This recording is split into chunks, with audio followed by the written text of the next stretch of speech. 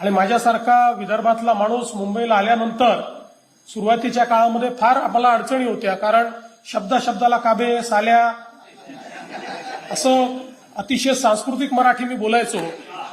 पण इथे आल्यानंतर माझ्या असं लक्षात आलं की ही संस्कृती मुंबईला काही पटण्यासारखी नाही आहे आणि पुण्यात तर मला त्या ठिकाणी बहिष्कृतच केलं जाईल.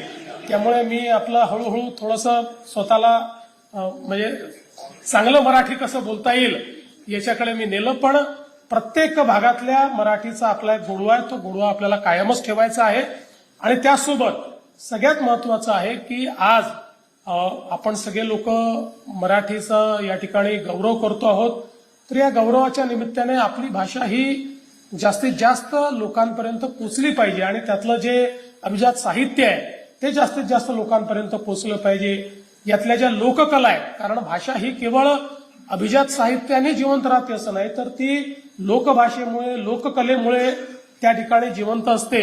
त्यामुळे या लोककला आपल्याला आपलं लोकसाहित्य, आपलं लोकनाट्य, आपली लोकगीतं ही सगळी कशी आपल्याला जिवंत ठेवता येतील, ती कशी आपल्या पुढच्या पिढीपर्यंत आपल्याला नेता येईल हे आपल्याला बघावं लागेल.